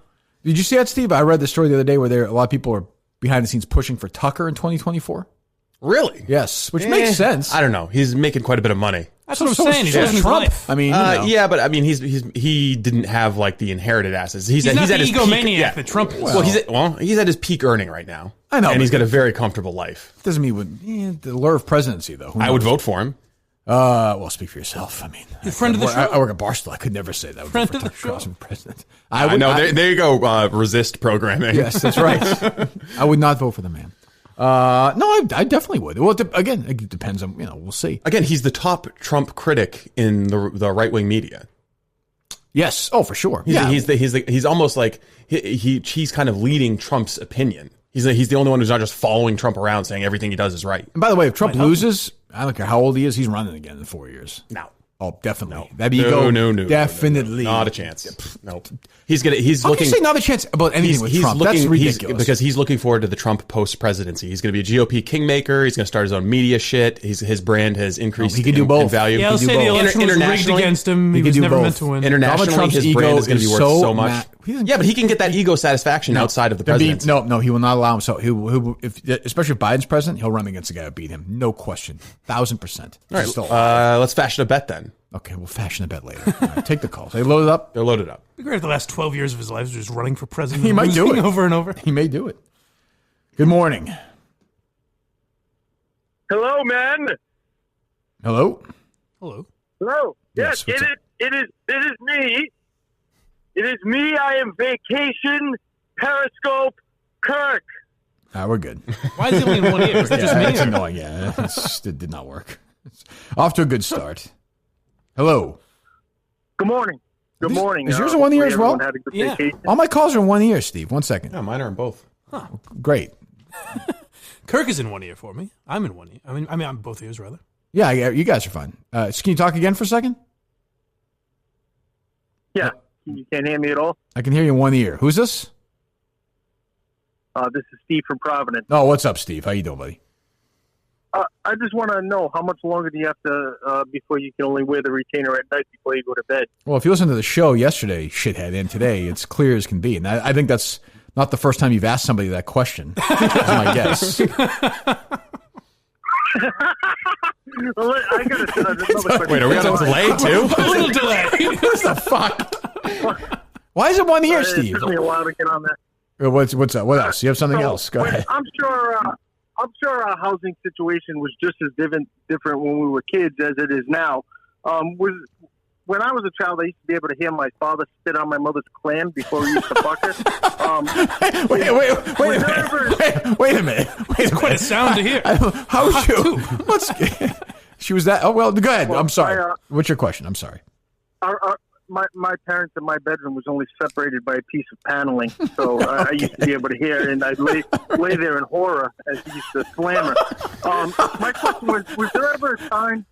Yeah. Was there ever a time when you either caught or listened to Peter and Patricia have sexual relations that night? I can say with all honesty, I have no memory of that. No, I have like no a blacked out memory. We were on different wings, to be fair. Right. But I definitely did not ever hear that. When Uncle Moss came over, I could hear it. That was different. Of course, that was different. But no, I never heard my dad spitting in my mom's. I like the image of Steve just laying up, staring at the ceiling, pretending nothing's happening. Jesus. Well, how sexually active were your parents, Steve? They were only home together on Saturday. My father worked nights, she worked days. They were only home together on Saturday night. That was as a kid, I didn't know that. I didn't know what those noises were. I thought he used to beat her up. Like, I thought he was physically abusing her. He might have been. He was much more horrified when he learned it was sexual. Steve just looked the other way. Just nothing to see. Go ahead. I went to a Catholic school and I reported it, and to show how times have changed, they actually brought my parents, 2 police officers, and my principal in the office and had me tell them what I Is that true? Yeah, that's a God's honest truth. I think we're learning a lot about Steve. This explains a lot. It certainly does. What did your dad say? He didn't talk to me for a while, and my mother was just. They ended up having my little cousin explain to me. It was very. I used to lay there in fear. I didn't know what was going on. This explains everything. I thought he was beating the shit out of her. Well, there you go. I'm glad everyone's had a nice vacation. All right, Steve. Well, thank you for that bizarre trip down memory lane in your life. Well, hey, therapy had nothing to do with anything. Basically, I think want to know if I ever heard my parents having sex. I don't think I did. It's like Steve has been listening to you for X amount of years and was waiting for you to bring up that subject and was like, well, he's never going to do it, so I'm just going to call it a day. Well, see, the thing is, therapy's more expensive. So It certainly is. It certainly is. All right, still loaded up, Steve? They're still loaded up? Good. That's nice to hear that people are still listening. Good morning. Boy, it's at 1 ear. Hey guys, Matt from Providence. What's going on? This Is second. odd. Why is it, Steve? Why is this in 1 ear? Yeah, I'm trying to troubleshoot right now. Maybe it's only people from Providence. Sometimes it's certain calls, like sometimes when Big Cat calls, it'll just be 1 ear. But yeah, but I mean, it's clear now all the calls though. Very strange. You still working on it here? Mm-hmm. All right. What's up? Hey, so yesterday you guys discussed that Two Bigs podcast at length, and there was one thing you didn't bring up that I was a little surprised by. Oh, okay. Go ahead. They ran that like skit. I mentioned it. I mentioned that. So what I meant when I said I skipped forward because I thought it was a real ad. So Here's the thing, Matt. It's so bizarre, but I don't really like I don't want to criticize them for taking chances like that. You know what I mean? Like I'm not going to be the guy who's like, oh, that was stupid, and it was just odd to me. But I don't think I'm supposed to understand it. I agree with you 100%, but it just for the context of that podcast, it seems so out of place. It felt very odd. It was just almost cringeworthy. I think there were people who were in that podcast who agree. Yeah, you know like that I can say. Yeah, okay. All right, thanks. And it also the reason I skipped through it because I was like, "There's no way they're doing a bit," so I just didn't even really pay attention to it. Yeah, I mean, I don't listen to I don't know anything about the podcast. So but the first time, and then I talked to somebody who was like, "Did you hear that thing?" And I listened. I was like, "This does seem like it was supposed to be there in a different podcast." Yeah, whoever decided it, Willie or whoever, I think they were like, well, let's have a little fun, let's add a little levity or something. It didn't work. Really. Yeah, but I don't really have a problem. Like, I'm not going to be like, oh, you know, it was such a serious. Like, that's okay. No, they tried something. I don't have a big problem with it. I actually heard it and thought that it was just an advertisement, so skipped over. That's what I was saying. Yeah, very strange advertisement. I don't know. Although, listen to what we just did for Simply Safe. So right. All right, let's try it again. See, my left ear, if I can pop in here. Callers from the Ooh, I heard it both there. Hello. Hello. Attaboy, there we Steve. go. Attaboy. They're still loaded up, Steve? They are still loaded up. That's great. It's so nice to talk to people again here. How are you doing? I'm doing well. How are you? I'm great, thank you. Great. I just had a quick question. You know, with the Wilbur being moved to January, it's near my wife's birthday. She's one of these people that celebrates a birthday month. Oh, God. You know, I can imagine your opinion on that. I have the same opinion. That's true. I spend so much time shitting on the stuff that she listens to Uh-huh. that, even if I got her to listen to you, I think out of spite she would, not want to go. Do I divorce her? What do I do? What are we looking at here? Yeah, you leave her. Let me ask you a question. Yeah. Do you spit in her clam? If she asks nice, I'm Okay. not above that. Okay. I'm not. Just getting the Steve. So you don't need to. We're getting the Steve from Providence stuff in as much as I can. I don't think you have to divorce her. I don't mind. Here's my issue with it. Is I think you said this. Do you have to listen to like stuff that she is it totally dictated by what she likes to do? Do you have to listen to whatever she likes or listens or watches or something or no? No, not at all. Yeah, then fuck it. You're good. On kind of individual Well, planes. I think that's a pretty good setup. Her stuff. Do you have kids? Absolutely not. Oh, okay. Well, then divorce her. Fuck it. Yeah. Okay, that's fine. But but if you guys have your own separate thing where put it this way, if she was like, you can't listen to Kirk, you can't listen to Kirk's show today, so you got to listen to some stupid fucking. That's different. But if she lets you do your own thing, she seems like a nice person. Is she a nice person? I mean, in general, yeah. Okay, it doesn't seem like you like her very much. I mean, she's fine. If you ask for permission, you can certainly divorce her. But it seems like I mean, I was hoping you would be a little stronger on your take. You should fucking divorce. You know what? Here's the thing: if you have any fucking guts, you'll divorce her. Okay, if you're a fan of mine, you'll never look back. If you're a pussy, you just stay married to her. It's up to you. Okay. All right. Yeah. I really appreciate that. No problem. All right. Well, good luck with everything. The great thing is you're going to meet him at the Wilbur, and he'll be like, "Yeah, I've been divorced for 3 months now. It's my new girlfriend. She loves the show." The tough thing with that would be, maybe it's different because I'm actually on the show, but like I'm so interested in the stories we talk and the things going on that like I want to talk about it a lot. And I imagine for a guy like DEC or something, like you must want to talk about it a lot.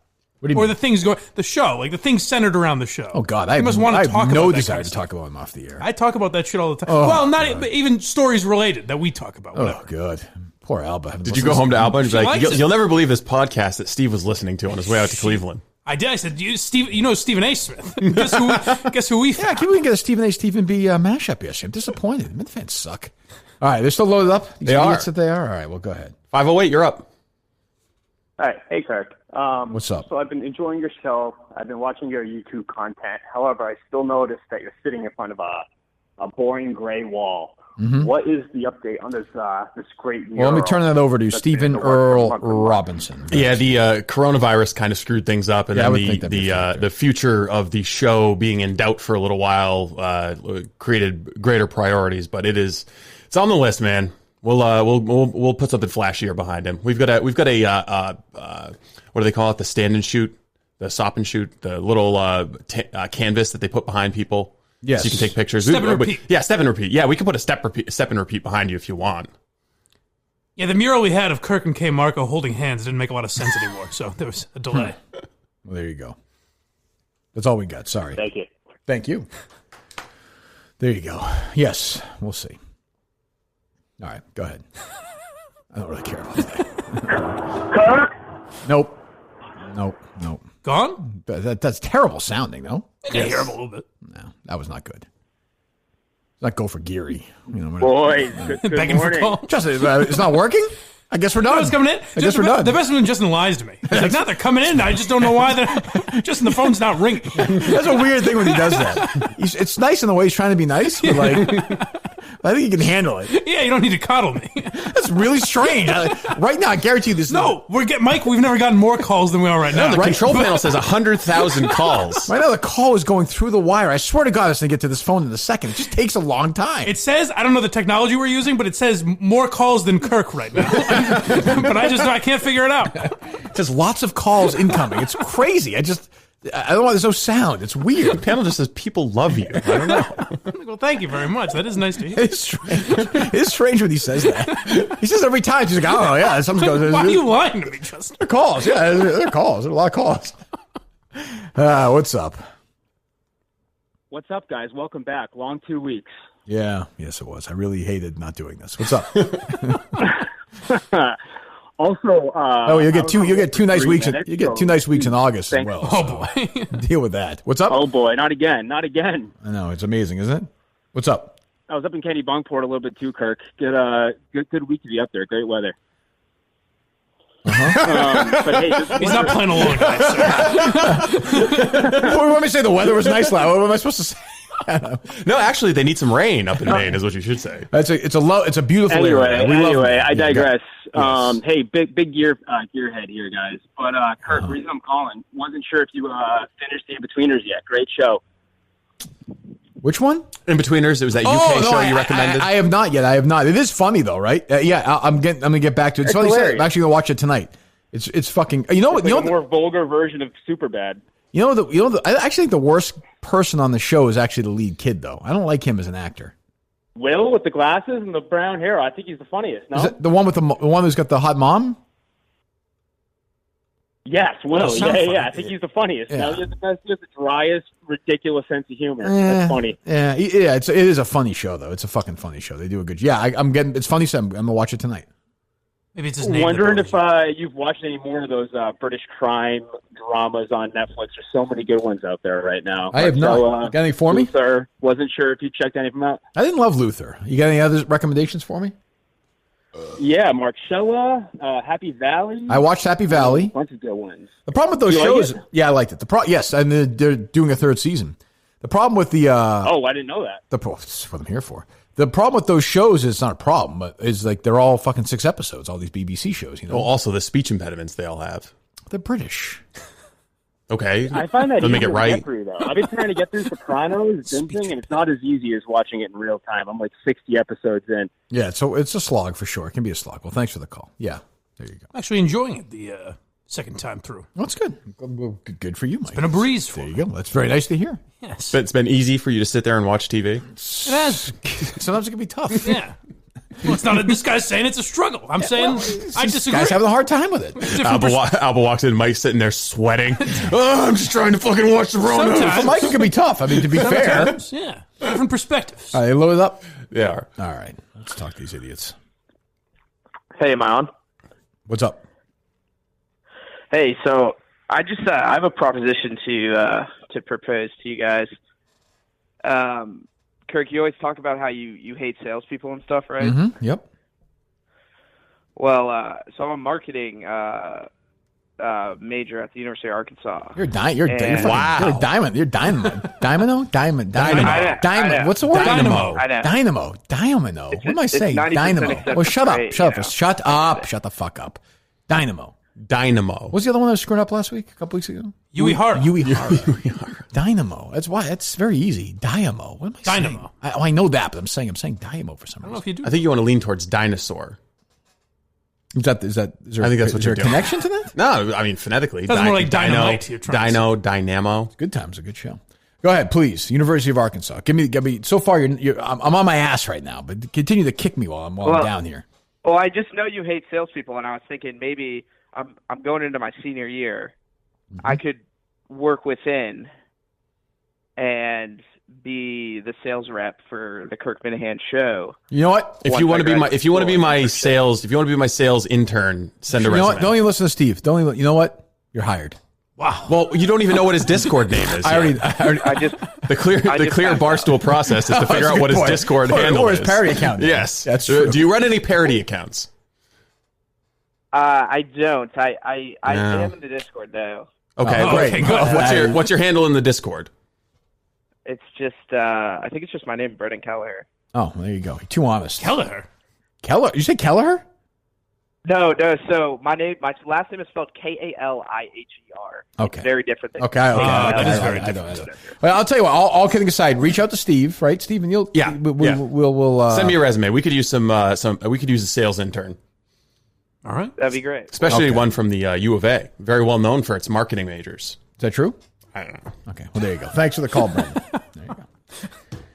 Oh God, I can hate this show. All right, what a hire! All right, what position do you want?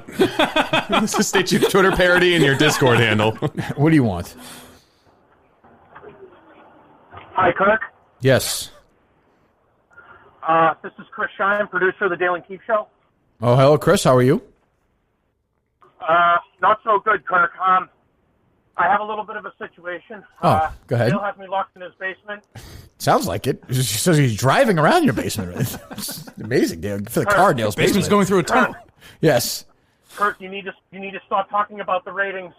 The more and more you talk about them, the worse and worse he gets. First it started with, can you hold my step stool here and there? Now I'm lost in the basement.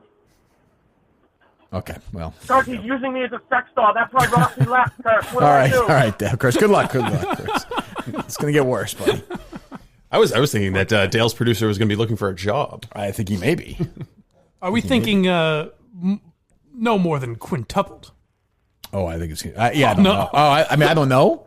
I see the weeklies. I'm like, it's going to be the worst ratings book in the history of the station. What was the R word that Erica used with regard to blogging and K Marco after the whole blog post thing? Restructuring? Oh, I was going to say, I don't think we say that. I mean, I thought you said no, sorry, that's the word that K Marco uses to describe his colleagues. Yeah. So she used regarding Mike in our private conversation. Yeah. How did you know that, Steve? Are you still loaded up? They are still loaded up. All right, well, good. Let's talk. Boy, what calls we've had so far today? I think some have been good. Have they? Hello. Steve from Providence was interesting. That was true. That was good. Yes, that's true. Hello. Hello. Hey. What's up? Two things this morning. I get a text from my father this morning asking me if Dave fired the entire Barstool staff. I was wondering if you guys heard anything about that. He did. Yes, he did. Yep. He kept us, the three of us. That's it. Well, KirkManahanshow.com. Sign up for the mailing list. That's true. Yes. I don't know. Already on it. Come on. I'm not sure what your dad's. How old's your dad? Kirk, meanwhile, is grabbing his phone to just check his emails. Well, there might be could be a possibility. Well, you never know with Dave, right? Yeah, no, he's just about 70 or so, but I think he checks out some of his day trading stuff. He finds that pretty funny. I'm not seeing anything here, but that doesn't mean it didn't happen. It's possible. Certainly possible. All right. Second thing, though, is what do DeSean Jackson, Ice Cube, and Steve all agree on? Yeah, we already covered that. Thank you. We'll talk to you later. Sounds like he had more. No, phone line call dropped. Oh, Jerry's now going back and forth with people. He's talking about it's not the worst point. I mean, the Globe has certainly made the case for reparations forever. So isn't that? That's true. When you say for the Don Fitzpatrick crowd, that's collective guilt and everything. Yes, that's a good point. But Jerry, of course, ends up by saying, we're talking about actual victims who were abused by a Red Sox employee who was enabled by the organization. Last two words, capital letters, all caps, 4 decades. Well,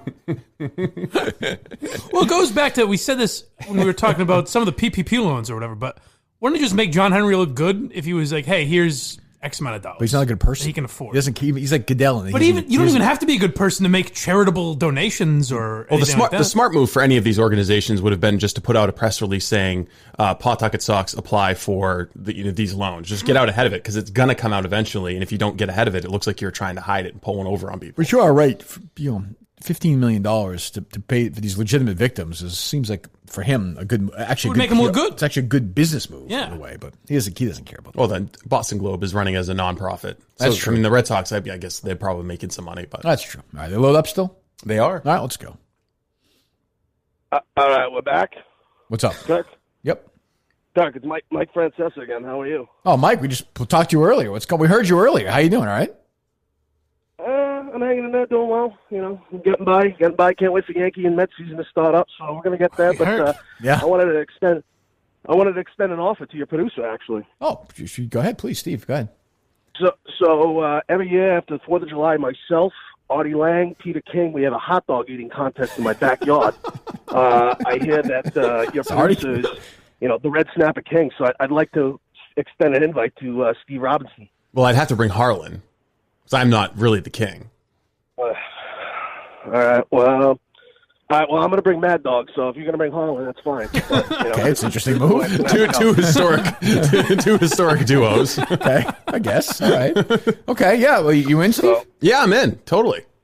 Artie and I can hang out and do heroin. I just wanted to say, don't listen to what Peter King says. He loves hot dogs. I think he's just, he's jealous he doesn't get invited to the Nations contest. That's why he's putting this persona out that he's against competitive fooding. I can understand. All right, Mike. Well, thank you for the call, Mike. Well, nice to talk to Mike Francesa this morning. It could be that Peter King at one point in time took second place in a hot dog eating contest and just totally flipped. Yeah, it's true. It's true. Now, what Mike was missing was he was reading the schedule, but he didn't tell us win or loss. No, it's not the same though. But he doesn't do that for baseball much. That's a football thing. I know there are a lot of games. Baseball's a lot of work. Ridiculous. Yeah, I mean, you think it would be ridiculous to read every game? That would be absurd. I don't think you should do that. The man has his discipline. Right. All right, go ahead. They're still loaded up, Steve. They are. Oh, great. All right. Hello. Good morning. Welcome to the Kirk Minahan Show, brought to you by our great partner, Barstool Sports. Hi, it's Chris, visiting nurse from Rhode Island. Chris, what's up, buddy? How you doing? I'm great. How you guys doing? Good. We just tweeted a picture that will catch your eye later. Steve making his own homemade pasta in Ohio was mobbed by pasta fans after doing it. Do you ever get that reaction, Chris, really? with your? Yes, it was like he was like fucking Paul McCartney off the fucking plane in *64. I'm telling you, they saw it on the Facebook. Yes. Doesn't that involve like baking? Doesn't that involve some kind of baking skill? Oh, what a noob. Did you say a noob? Yeah. A couple assholes. It's a Harry Minahan word. I wanted to talk to Steve actually about Sure. about his Truman take. Was Truman take? Yeah, mushrooms. Oh, shroom. Shroom. I think Shroom. not Harry Truman. Harry. Yeah, Yes. I was thinking too. I was like, have I dropped a hot take on Truman recently? imagine. I don't know. When was the anniversary of the Nagasaki? Well, there you go. What was Steve's take? I please fill me in. Well, he talked about taking psychedelics and stuff, but I'm wondering. Oh yeah. He said he became later involved in like religion and stuff like that. I wonder if it was coordinated with his psychedelic intake. No, it wasn't. I think God and religion. No, I don't think there was any correlation. You sure? No, you know what? Now, in hindsight, you're right. Yes, mushrooms led me to Jesus. All right, that's all I need to know. All right, Chris, we'll talk. Thanks, Chris. You sure? You get the follow up. You follow up, you get the answer. It's good journalism right there. People should learn from that. See, I like that. Ask questions. All right, they're loaded up. That's nice, right, Steve? Well, good. No, I'll take one or two more. Just had one drop off. Oh, good. Oh my goodness. What's up? Hola, boys. What's up? How you guys doing today? Good. Fourth time, long time. I'm a big gearhead. I got a question for Mike. Have you ever seen the Office character, the Michael character, Blind Guy McSqueezy? Of course. And is it anything like your life? Do you go around sexually assaulting women because you can't see? Who asked you that? Always. Matt from Providence. Oh, right. Said, he goes, I'm sure you do the move where you just grab a girl's breast and say you can't see. I'm like, no, as a matter of fact, I have not. It's a very strange instinct. People are fucked up. Well, times were different back in the day. I guess. Yeah. Blind guys could just get away with that. And now, Ray Charles and Stevie Wonder, maybe things were different for them. True. No, I grew up in a different era. That's true. That's all I got. I love the show. I'm really happy you boys are back. Thanks. So am I. Just thrilled. Glad we gave that guy a little enjoyment. Thrilled. Now, why I'm surprised today you're in a mood as opposed to yesterday. I'm so happy not working. I'm not going to lie to you. But you seemed fine yesterday. No, but it was the first day back, and you're like, oh, God, I got to do this with you two all week. It's just so depressing. Horrifying.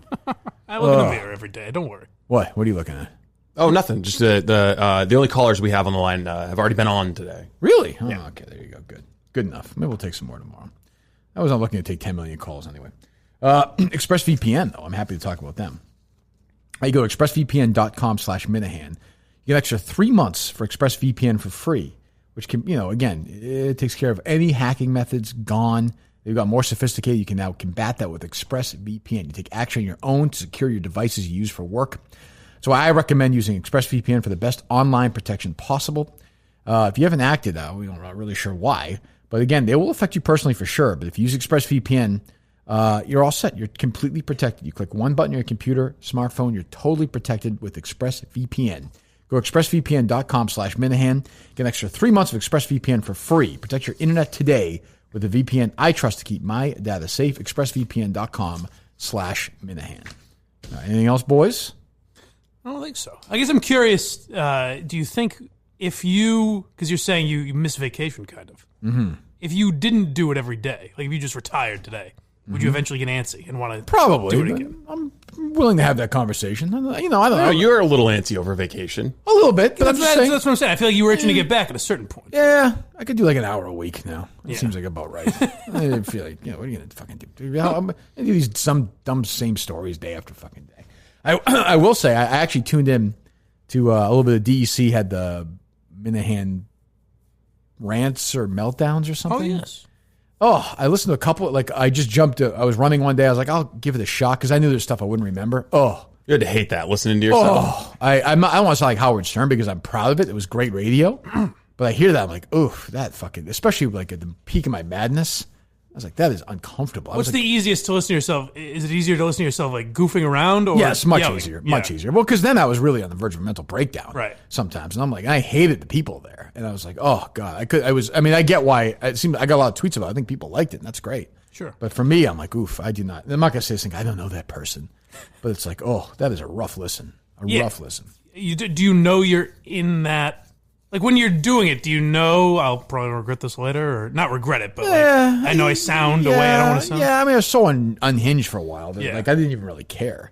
I had so much hatred at that place. That's why people are like, oh, get over it. I'm like, fuck no, I'm not getting over it. I can't wait for... That's one thing I'm looking forward to this week is that ratings book. I cannot wait to dance on their graves. They deserve it. Nobody deserves it more than them. Nobody. Along that theme, somebody did send me some old audio of you that might be cringeworthy for you to listen to. Well, tell me what it is before I don't want to listen to it if it's cringeworthy. Wow. Just old podcast audio. Was it like sports talk or something? Yeah, a little bit. Well, I don't care about that. Whatever. Steve, why is the air on 71 degrees? That's ridiculous. I don't like odd numbers. Could you just put it on 68?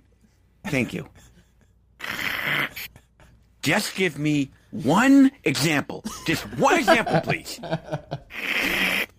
It's like if you go into a restaurant and you order a cheeseburger and the waitress spits on your cheeseburger. Now, I didn't notice it yesterday, So but this just is pronounced. get ready for it, Minifans. Guess what's coming? 50-minute shows. I am contractually obligated to do 50-minute shows, and that's what you're going to get. That sounds awful. This is Quantum Week cringeworthy. Chris on. Are they loaded up, Steve? That's what I sound like? Oh, And Ellie Schnitt and all the Schnitt heads are calling me and all the Minifans racist. That is quite a charge. What is he And in you hear between anything there? from any of the Barstool personalities. Of course, Dancing Dan comes in, and what does he do? Plays both sides of the fence. And I like Glenn, and I like Lou, and I like Christian. I have seen the weeklies, and oh boy, it is not good. And KFC, he was sitting there stammering. I mean, he's talking to Shane Gillis, and he's trying to talk about cancel culture, and he's just sitting there, and he's stammering KFC. It's ridiculous. But here's the thing, Mike. Be consistent. All I'm asking for is for people to be consistent. I mean, it's really isolated a lot of my greatest hits. Yeah. There's some good work put into that. That's good stuff. And that's me. Yes. Oh, jeez. I couldn't hear it quite yesterday, but I don't know if maybe the audio was better on these. Speaking of which, I made a remarkable discovery, actually this morning. Florentine is still doing podcasts. That is remarkable. How is that remarkable? He's still around. When was the last time you thought of Florentine? I thought he just drifted away. Well, I see him on You see him on social media? Once in a while I do. Yeah, why do you have sound? No, I don't have any sound. I just completely forgot about him. I was just What Googling the fuck him is this your morning. point then? I think that reaction. Oh God, no! I thought we'd collectively as a team, as a family, had just forgotten about. I Jim thought that you were Florentine. setting up sound by bringing that up. Oh no! Oh, well, I'm sorry. I didn't mean to Nothing think that you have that. why would I think He's that? alive though. It's alive. He hasn't died. We'll have Okay, sound well, later. That's good. Any other sound that's interesting, Steve, or no? No, there's some EEI stuff, but I don't think you want it. Or there's Tucker going after Tammy Duckworth. No, we were just talking about while you were in the bathroom, Mike and I were discussing that. Mike had some That's how we got into the Tucker controversial takes on it. I know. I was looking down my nose at him from the bathroom. Oh yeah. Oh, was that a pre-show conversation? An eye roll. Okay. Yeah. So, geez, as always, the asbestos sign down in the it's a concern. First floor. It's definitely a concern. Yes, I saw it when I walked in this morning. Yes. I know they were working down there, but I didn't see the sign. What are they building a fucking lab down there or something? What is going on? It does Gustavo Fring. It's a little Walter White-ish. Yeah. Like what? Asbestos removal. What are they putting in there now, though? I think that they went to do some renovations in the church, maybe take down a wall, make the pew area a little bigger, and they discovered some of those floaty white fibers that the mesothelioma church is not commercials getting not gone. No. Oh, they're just redoing it? Yeah, and then they discovered mesothelioma. Mesothelioma fibers. Are we in danger? I mean, as long as you don't breathe in the fibers, you're fine. It's only a problem if you start like knocking out walls and shit. How long is that process going to be, do you think? Depends on how much asbestos there is.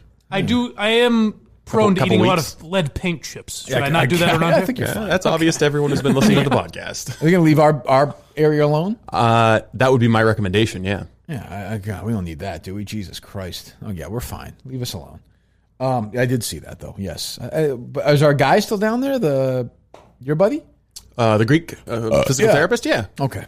He's doing all right? Yeah, he's doing good. I've talked to him here and there through the pandemic. You have? Because he was not there for a while. He talked to us, his office was closed down. But one night show, remember we talked to him? Yeah, he was telling us how shitty things are back in the homeland. He was? Wow. Yes. I remember that. Is that true? Do you remember conversations with random people? I do not. Oh, I try not to. Well, okay. Well, I don't know. All right, fine. Yes, I did notice that downstairs. It's a concern. All right, as I said, thanks to Milton's. Obviously, thanks to Simply Safe, ExpressVPN, Dr. Sheffield. And you said you're doing a drive to Saco one day this week? Thursday, yeah. Thursday, okay. So were you just a scouting report, or? Yeah, I'm just going to do a little up and back, check out the tech. Okay.